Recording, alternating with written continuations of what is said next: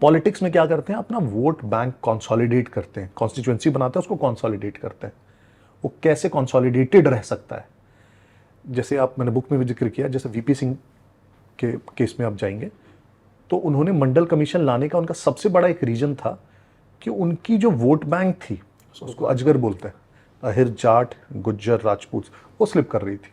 अच्छा, तो उनको एक नया वोट बैंक चाहिए था, तो उसके लिए उन्होंने सोचा कि Mandal commission could be a good instrument, मैं बैकवर्ड्स का नेता बन सकता हूं। तो आप किसी भी फेज में देखेंगे तो पॉलिटिशियंस एंड पार्टीज अपना वोट बैंक कंसोलिडेट करती है। लालू यादव का वोट बैंक कौन था? यादव्स थे, थोड़े बहुत ईबीसी, थोड़े बहुत Dalits and Muslims, but mainly Muslims and Yadavs. तो जितनी ज्यादा फॉरवर्ड कास्ट लालू को गाली देते थे, इनके कॉन्स्टिट्यूएंट्स उतना ही और लालू जी के लिए खड़ा होते थे। तो वो खाई जितनी ज्यादा बढ़ती, लालू जी को उतना फायदा होता, उनकी वोट बैंक उतनी ज्यादा कंसोलिडेट होती थी। तो उन्होंने ये कॉन्फ्लिक्ट अप्रोच बहुत जानबूझकर चुना। कहीं ना कहीं ये कास्ट सेंसस की जो डिमांड आ रही है, क्या ये उसी से इंस्पायर्ड है? ये बिल्कुल उसी से इंस्पायर्ड है। उसके हो सकता है बोलने के 10 वो फायदे अलग गिना रहे हो, और इनफैक्ट कास्ट सेंसस में जो सबसे सटल, उसको आरजेडी ने क्यों इतना पुश किया बिहार में, उसका सबसे सटल रीजन यही है। उसके रीजन जो बता रहे हैं कि कास्ट बेसिस पे हम बहुत सारे स्कीम्स या जो भी पॉलिसीज लाना चाहते हैं, फॉल्ट लाइंस एक्सप्लोर करना चाहते हैं बेसिकली, बट दिस इज ठीक द है, फसाड। डेटा आएगा तो उसके बेसिस पे हम पॉलिसीज लाएंगे। I am still waiting, caste census को आए हुए कम से कम 8-10 महीने हो गए हैं। 5 साल और आप रुक जाइए, एक भी स्कीम अगर आ जाए उसके बेसिस पे बिहार में, तो विल हैव अ कॉन्वर्सेशन। उसका सिर्फ और सिर्फ, और उसकी शुरुआत मांग की कहां से हुई? आरजेडी से। क्यों शुरुआत हुई? क्योंकि उनको दिखाना था कि जो हमारी कास्ट है यादव्स, उसकी पॉपुलेशन सबसे ज्यादा है, तो जो चीफ मिनिस्टरशिप है उसके सबसे नेचुरल दावेदार मैं, तेजस्वी यादव। तो नंबर्स का स्ट्रेंथ दिखाने के लिए, इनफॉर्मली सबको पता है, लेकिन काम सेंसस का तो ऑफिशियल हो गया। और आप देखिए, जैसी वो कास्ट सेंसस आई, तो आप सोशल मीडिया पे जो बज देखेंगे, और मैंने बहुत फॉलो किया उसको, सबसे ज्यादा यही चलने लगा कि जब 14% हम हैं तो चीफ मिनिस्टर तो तेजस्वी को होना चाहिए। तो उनका तो नैरेटिव पूरा हो गया। तो उस समय भी सबसे क्लियर था कि जितना ज्यादा वो डिवाइड इंक्रीज होगा, लालू का जो वोट बैंक है उतना ज्यादा कंसोलिडेट होगा। तो बहुत वो कैलकुलेटेड था, कुछ ऐसा नहीं था कि वो गलती से बोल दिए या ऐसे बोल देते थे frivolously. No, it was a very calculated way forward for him. क्या ये जो फेवरिज्म होता है अपनी एक कास्ट के लिए, क्या ये ओवरऑल पूरी कम्युनिटी को फायदा पहुंचाता है कि बिल्कुल नहीं, नहीं? कभी नहीं। अगर कम्युनिटी को फायदा हुआ होता तो आप ऐसे देखिए, एसईसीसी अभी कास्ट सेंसस हुआ, उसमें सोशल स्टेटस भी सबका लिया गया, सोशो इकोनॉमिक स्टेटस। अच्छा। 90 के दशक में हम बोलते लालू जी की सरकार थी, और अक्सर बात करते कि सबसे ज्यादा यादव्स को फायदा होना चाहिए था उस चीज से, उन्होंने बहुत सपोर्ट किया। तो अभी जो कास्ट सेंसस आया 2023 में, उसमें भी उनकी स्थिति अभी भी जितने भी अपर कास्ट बोलते हैं उनसे बुरी है। क्यों है? कि कुछ लोगों को, अपने सेलेक्टेड लोगों को करेक्ट, दे दिया। 15 साल आपकी सरकार थी, तो वो पूरा का पूरा वर्ग एटलीस्ट एक एक कास्ट उठ जाना चाहिए था ना। नहीं, क्योंकि वो तो नैरेटिव है, वो भी एक नैरेटिव है कि अच्छा इस कास्ट को, उसमें गिने चुने, इट्स अ प्रोपेगेंडा, उसमें गिने चुने शायद वो आधा 1% जो उनके आसपास वाले लोग हैं, जो ऑलरेडी प्रॉस्पेरस है, थोड़े और उनको फायदा मिलता है। Rich getting more rich. Correct. जो एक्चुअली बॉटम ऑफ पिरामिड होंगे उस कास्ट में भी, वो तब भी गांव में उसी हालत में होंगे। अब भी मोटा मोटी थोड़ी बेहतर हालत में होंगे, जैसे जैसे सब उठ रहे हैं वैसे बैठे उठे होंगे, उनमें कोई एस्ट्रोनॉमिकल डिफरेंस नहीं आया होगा। जो आप अभी का पॉलिटिक्स देखेंगे, इसमें 2 फोर्सेस हैं जो जिनमें खींचतान हो रही है। एक जो फोर्सेस हिंदू कंसोलिडेशन चाहता है, जो आप बोल सकते हैं बीजेपी लार्जली, और दूसरा जो ये कंसोलिडेशन नहीं चाहता है। और इसलिए नहीं चाहता है क्योंकि if they are able to create और ब्रिंग सम अदर आइडेंटिटी, अगर वो डिवाइड कर पाए हिंदूज को और फिर उनको कुछ अदर कम्युनिटीज के साथ मिला पाए, तो एक अच्छा कंसोलिडेशन हो जाएगा। तो आपने स्टैटिस्टिक्स पूरा बताया ना, 3-4% पे पूरा गेम होता है कि 30% से थोड़ा ऊपर चले गए तो यू हो गया। करेक्ट। तो अगर हम कुछ लोगों को बोल पाए कि तुम हिंदू नहीं हो, या तुम्हें वो लोग पूरा हिंदू नहीं मानते हैं, करते हैं, तो वो हिंदूज में अगर अपने आप को फील नहीं करेंगे, तो मैं उनको अदर कम्युनिटीज के साथ कंबाइन करके अपना कॉम्बिनेशन बना लूंगा। So let's say Muslims, Christians, है ना, और मैंने जिसको भी अगर तोड़ लिया हिंदू से, अगर उसको कंबाइन कर लिया, तो I have a formidable vote bank. तो वो नहीं चाहते कि हिंदू कंसोलिडेशन हो। So is this the vote calculation that Congress have always Yes, followed? always, Muslims always. and those who are against Hindus and consolidated. Largely so आज़ादी के बाद different था वोट बैंक कांग्रेस का। आज़ादी के बाद जनरली आप देखेंगे तो जो कांग्रेस के कंस्टिट्यूएंट्स थे वो थे फॉरवर्ड कास्ट्स, दलित्स, मुस्लिम्स, ये सबसे मेजर वोट बैंक थे। धीरे धीरे वो चेंज हुआ है, अब वो शिफ्ट हो गया। आप लार्जली देखेंगे जो कांग्रेस का वोट बैंक है, कांग्रेस और जितने भी रीजनल पार्टीज या समाजवाद की आप पार्टीज बोलते हैं, इनमें आप देखेंगे इनका कंसोलिडेशन है मुस्लिम्स, वो जिस कास्ट से आते हैं वो वाला कास्ट, और वो कास्ट जिनको वो तोड़ पाए हिंदू से बाहर। तो फिर मुलायम सिंह यादव, लालू यादव, इन्होंने भी तो कांग्रेस का ही प्लेबुक यूज एग्जैक्टली तो अब जैसे देखेंगे मुलायम सिंह यादव तो मुस्लिम्स यादव्स, और अगर किसी को तोड़ पाए वो, लालू को देखेंगे तो मुस्लिम्स यादव्स, और अगर किसी को तोड़ पाए तो it runs the same way everywhere. तो अभी भी वही चल रहा है कि अब हिंदूज को अगर आपको डिवाइड करना है तो कौन सा सबसे प्रोमिनेंट फॉल्ट लाइन हो सकता है, वो है कास्ट। तो कास्ट के बेसिस पे जैसे आप देखेंगे हमारे यहाँ झारखंड में, इनफैक्ट मैं जिस स्टेट से आता हूँ तो वहाँ पे हमारे जो चीफ मिनिस्टर अभी जेल में, इनफैक्ट उनका एक इंटरव्यू आया था 1-2 साल पहले न्यूज़ लॉन्ड्री को, और उन्होंने बहुत ब्लेटेंटली लाइन यूज़ की थी कि आदिवासीज आर नॉट हिंदूज। ये ऐसा नहीं है कि ऐसे बस बोलने के लिए उन्होंने बोल दिया, वेरी यस हेमंत सोरेन, बहुत कैलकुलेटेड है ये। उसको नॉट हिंदूज बोल के वो चाहते हैं कि उसके साथ में जुड़ के बाकी के साथ जुड़ गए। जो साउथ के लीडर्स आज कर रहे हैं कि सनातन को गाली देना और ये वो, दिस इज वेरी कैलकुलेटेड। वैसे थोड़ी है कि वो बस जोश में आके उसने बोल दिया। तो पूरी इंडिया अलायंस का एक तरीके से करेक्ट एजेंडा होगा। वो ये चाहते हैं थ्रू द्रविडियन पॉलिटिक्स, सनातन को गाली देना मतलब, अब उसमें से वो जितना भी तोड़ पाए, वो कुछ दलित कम्युनिटीज को तोड़ना चाहते हैं, कुछ आदिवासी कम्युनिटीज को, वो देखते हैं जहां भी थोड़ा फॉल्ट लाइन क्रिएट हो सके, जिनको सोशियो इकोनॉमिक बेनिफिट्स अभी तक उतने नहीं मिल। बहुत पर्सनल एक्सपीरियंसेस थे मेरे, और मुझे पता भी नहीं थी किताब क्या फॉर्म लेगी, but I wanted to write this down for people to read, और what people have gone through in that region for 10 years, right. To not be able to sleep at night because कब attack हो जाएगा, you know, और मारे जाएंगे। ये डर आपको तब तक नहीं पता चल सकता जब तक आपने वो फील नहीं किया हो, राइट। एंड ये कंटिन्यूअस डर, ऐसा कुछ नहीं है कि 1 दिन का था या 2 दिन का था, ऑलमोस्ट 10 सालों में ये डर हमेशा होता था।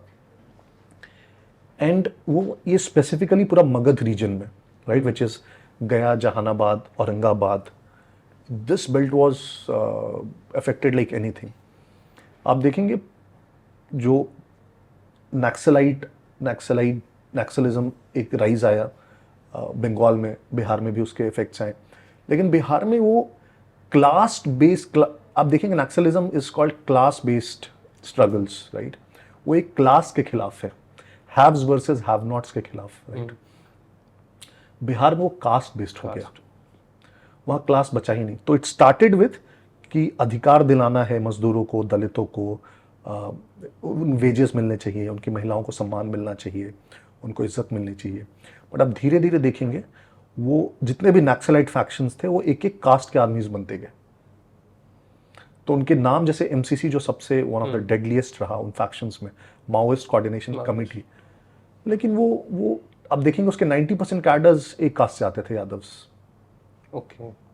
तो वो क्लास बेस्ड रहा ही नहीं, वो कास्ट बेस्ड हो गया। सिमिलरली फॉर आप लिबरेशन का देखेंगे जो अनदर फैक्शन था, और तीसरा पार्टी यूनिटी जो बाद में पीपल्स वॉर ग्रुप से मर्ज हो गया। 3 या 4 फैक्शन थे ना, 3 मेजर फैक्शन। वैसे आप देखेंगे तो कम्युनिस्ट में जो इतनी मतलब आइडियोलॉजिकली आप देखेंगे, मेरे कोट भी क्या है, 50-60 तो उनके फैक्शंस है, आपस में इनमें एग्रीमेंट नहीं है, तो क्या किसी और से एग्री करेंगे, राइट।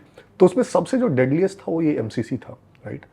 वो भी कास्ट बेस्ड हो गया, क्लास तो खत्म हो गया। And why I am saying caste based, क्योंकि आप जो थोड़ा सोशल हायरार्कीज देखेंगे बिहार में, तो एट सम प्लेसेस जो मिडिल कास्ट हैं, खास करके upper OBC, Yadavs, Koeris, Kurmis, at some places they may be oppressed, at some places they are the oppressors. तो जो सबसे पहला रिकॉर्डेड मैसेकर आप बेल्ची में सुनेंगे 1977 में, उसमें दलितों की हत्या हुई थी और जिन पर आरोप था वो कुर्मीस थे, राइट। सो इसीलिए अगर वो नक्सलाइट्स बोले कि वो क्लास बेस्ड स्ट्रगल होता तो दलित्स उसके सबसे मेजर कॉन्स्टिट्यूएंट होते, लेकिन वो नहीं था क्योंकि वो कास्ट बेस्ड हो गया। और उसमें 90s के दशक में सबसे पहला जो सबसे बड़ा मैसेकर हुआ 1992 में 12 में, जिसका मैंने जिक्र किया है, which is very close to my paternal village, and one of my buas, my own bua lives, she still resides there, they still live there. तो वहाँ से शुरुआत हुई। उसके रिएक्शन में, और पहले से भी कुछ कुछ प्राइवेट कास्ट आर्मीज थे, लेकिन वो बहुत शॉर्ट लिव्ड थे। उसके रिएक्शन में रणवीर सेना बनी, जो फिर अगेन डेडलियर थी। और इन दोनों के स्ट्रगल्स में एक तरफ से ये लेट्स से अपर कास्ट के स्पेसिफिकली मुमिहाज के विलेजेस पे अटैक करते थे और मैसेकर्स करते थे एमसीसी वाले। उधर से रणवीर सेना वाले, जिनको लगता था नक्सलाइट सिंपैथाइजर विलेजेस हैं, वहाँ पे अटैक करते थे, वहाँ मैसेकर्स करते थे। और ये सिलसिला अगले 8-10 वर्षों तक चला। एंड उसमें मैंने लिखा है करीब करीब 59 मैसेकर्स हुए। This is so unprecedented in, you know, anywhere in world, anywhere in the world, like and it's still in a we don't, democratic country, and still we don't talk about it. That's the मतलब ये मेरे को इतना strong feeling है कि हम इसके बारे में कैसे नहीं बात करते हैं। हम यू नो बाकी स्टेट्स में 2-4-10 मर्डर हो जाते, इतनी सारी बातें करते हैं, इस पर कोई क्यों नहीं बात करता है? No governance, there was no administration, and hence I am saying, आप जितने भी नंबर्स में जाएंगे, आप एसडीआई इंडिकेटर्स में जाएंगे, 2005 आते आते जो बिहार की पर कैपिटा इनकम थी, वो देश के पर कैपिटा इनकम की 1/3 थी। देश में अगर प्रति व्यक्ति आय 100 रुपए है, बिहार में 33 रुपए थी 2005 में। कितना अंतर हो सकता है? तो मैं यही कह रहा हूं कि नंबर्स भी अगर आप देखें, अब किसी फील्ड में देखेंगे, आप वो डॉक्टर्स वैकेंसी मैंने बात की, मैंने टीचर्स वैकेंसी की बात की, स्टूडेंट पीपल रेशियो की मैंने बात की, 130 बच्चों पे एक टीचर। कौन सी सामाजिक क्रांति है जिसमें आप बच्चों को शिक्षा नहीं दे रहे? कौन सी सामाजिक क्रांति है जिसमें आप लोगों को इलाज नहीं दे रहे? ये सामाजिक क्रांति कैसे हो सकती है? It is difficult to discriminate कि कौन क्रिमिनल और कौन पॉलिटिशियन है। यार उस एरा में शहाबुद्दीन से बड़ा क्रिमिनल कौन था पूरे बिहार में? एग्जैक्टली। और शहाबुद्दीन वहाँ का एमएलए और मिनिस्टर है गवर्नमेंट में। आप विश्वास नहीं करोगे कि 1996 में जब संयुक्त मोर्चा की सरकार थी, शहाबुद्दीन गृह राज्य मंत्री बनने वाले थे देश के।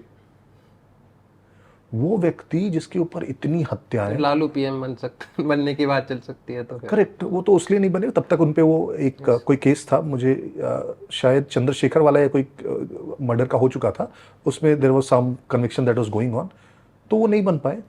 अदरवाइज, और उस बंदे की डीजीपी की रिपोर्ट है 2004 की मेरे ख्याल से, DGP in his report says he has connections with the ISI.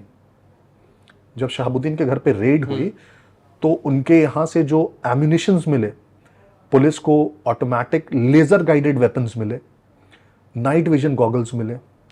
Supreme court in the statement says to Shahabuddin, how do you even hold these ammunitions when no civilian is allowed to hold them, only the military can have these। Nepal के रास्ते और जो उनके यहाँ से arms निकले, उस पे आईएसआई ऑर्डिनेंस फैक्ट्री के उस पे मुहर थे। What can be more obvious than that? DGP in his report says he has ISI connections। इसीलिए जो क्राइम इंडस्ट्रीज थे, वो जो क्राइम्स थे वो उसके इंडस्ट्रीज बन गए। क्यों? क्योंकि वो वैल्यू चेन में सब लोग थे उसमें। तो जैसे आप एक किडनैपिंग ले रहे हैं, या वो कार वाला आप जो इंसिडेंट बोल रहे हैं, तो उसके जो प्रोसीड्स थे वो वैल्यू चेन में हर किसी के पास पहुंच रहे थे। वो ऐसा थोड़ी था कि उसका हिस्सा पुलिस के पास भी पहुंच रहा था, मंत्री के पास भी पहुंच रहा था, और ऑफ कोर्स सीएम हाउस तक भी पहुंच रहा था। चंपारण में वहां पे डाकुओं का बहुत वर्चस्व हुआ करता, तो वो थोड़ा सा नदी और पहाड़ जंगल वाला एरिया है, करेक्ट। तो उनको एक उस समय वहाँ पे पुलिस ऑफिसर होते थे, एसपी होते थे, उनको उस समय एक टास्क मिला कि यार ये डकैती कम करवाओ तुम किसी तरीके से। तो उन्होंने सारे डाकुओं को बुलाया, and this in apocryphal story, I am not validating it, but multiple sources I have read this and hence I have quoted this. I have been very particular कि जो भी कोट करो उसका सोर्सेज जरूर हो। तो डाकुओं को सबको बुलाया और कहा कि यार जो डकैती है उसमें बहुत ज़्यादा रिस्क है ना। एक तो मुठभेड़ होगा तुम्हारा पुलिस से, तुम भागोगे, सामान छीना झपटी में भी बहुत बार हो जाता है, जंगलों में तुम रहते हो, उसको यूज़ भी नहीं कर पाते हो, तो ये डकैती बहुत प्रॉफिटेबल नहीं है, कुछ और चुनो। तो उसमें उन्होंने शायद, और मैं शायद इसलिए बोल रहा हूँ because I am trying to visualize it, ये समझाया होगा कि जो रईस है उनसे पैसा लेना ज़्यादा आसान होगा तुम्हारे लिए। तो किडनैपिंग की शुरुआत वैसे हुई कि जो बिजनेसमैन थे, प्रोमिनेंट लोग थे वहाँ पैसे वाले, उनकी किडनैपिंग शुरू हुई और उनके एवज में फिरौती मांगी गई। धीरे पहले तो ये सिर्फ उसी बेल्ट में रहा जो ऐसे डिफिकल्ट टेरेन्स वाले बेल्ट थे, नेपाल भाग जाएं, यूपी भाग जाएं, यहाँ छुप सकते हैं। धीरे धीरे लोगों को दिखने लगा कि इसमें पैसा है, इजी मनी है, और जहाँ भी आप बेरोजगार युवा को छोड़ देंगे बिना कोई अपॉर्चुनिटीज़ के, तो इस प्रकार की चीज़ें आएंगी। तो धीरे धीरे ये सभी जगह पे फैल गया। पहले बिजनेसमैन, डॉक्टर्स, PWD के इंजीनियर्स, ये सब ऑब्वियस टारगेट्स होते थे, सब पैसे वाले लोग हैं। कोई गाड़ी वाला दिख गया, पकड़ लो। वो पता चल गया इसने गाड़ी खरीदी है तो पैसा होगा इसके पास, तो अगला तो टारगेट वही हो गया। तो लोग गाड़ियां नहीं खरीदते थे अपने, बंधुआ ब्याह। गाड़ी नहीं खरीदते थे। कोई भी ऐसा डिस्प्ले ऑफ वेल्थ अगर आप कर रहे हैं तो फिर आपकी गलती, आप किडनैप होंगे। फिर आप किसी और को मत बोलिएगा। 6 बजे के बाद अगर आप बाहर निकल रहे हैं घर के, आपकी सबके घरों में, मुझे याद है सबके घरों में, शहरों में ग्रिल होते थे, प्रॉपर ग्रिल, और ताले लग जाते थे 6 बजे। अच्छा। 6 बजे के बाद आप घर से बाहर निकल रहे हो तो फिर तो अपनी जान से आप खेल रहे हो, मतलब फिर सरकार की कोई सुरक्षा की गारंटी नहीं है आपको। बाद में ये शिफ्ट हुआ बच्चों पे। तो हुआ क्या कि जैसे बिजनेसमैन, डॉक्टर, जैसे बड़े लोग हैं, धरपकड़ में, किडनैपिंग में दिक्कत भी होगी। बच्चों को किडनैप करना आसान है, बच्चों के लिए कोई माता पिता कितना भी पैसा देने को तैयार रहेगा। तो बच्चे ऑब्वियस टारगेट होने लगे, स्कूल के जाने वाले बच्चे। आप देखेंगे पूरा वो फेज आया जिसमें पेरेंट्स ने अपने बच्चों के नाम के आगे सरनेम लगाना छोड़ दिया, क्योंकि बच्चों के कास्ट आइडेंटिफाई हो जाते थे और वो दिख जाता था कि अपर कास्ट से हैं तो ज़्यादा ऑब्वियस टारगेट्स हैं, पैसे होंगे। तो आप बिहार के जो भी नाम देखेंगे हमारे जनरेशन के या उसके बाद के जनरेशन के, तो अब 2-2 फर्स्ट नेम्स देखेंगे, अंकित गौरव, हाँ, राइट। आकाश आलोक। ये शायद बुक में मैंने या तो मिस कर दिया, मैंने नहीं देखा। बुक में शायद मैंने इसको मेंशन नहीं किया। हाँ, है ना, या कुमार टाइटल्स आप बहुत देखेंगे। आप surnames, yes you will have surnames नहीं देखेंगे। जनरेशन में हमारे सारे जो पढ़ने वाले थे साथ के वही है ना, तो आपको सरनेम्स नहीं दिखेंगे। तो ऐसा कोई ये ऐसे नहीं हो गया, बहुत कैलकुलेटेड ये लोगों ने ये पूरा। आप देखेंगे पूरे आदित्य अंशु मेरा दोस्त है, रोहन आनंद मेरा दोस्त है, ये सब जितने अवकाश वाले आपको देखेंगे कोई अपना सरनेम नहीं लगाता था। तो बच्चों की किडनैपिंग बहुत बड़ी इंडस्ट्री बन गई। और 2004 के इलेक्शन कैंपेन में वाजपेयी जी का भागलपुर में एक बहुत फेमस उन्होंने भाषण दिया, कहाँ है मेरे किसले दीपक, कोई मेरे किसले दीपक को मुझे लौटा दो। दोनों स्कूल जाने वाले बच्चे थे जिनकी किडनैपिंग हो रखी थी उस समय। और वो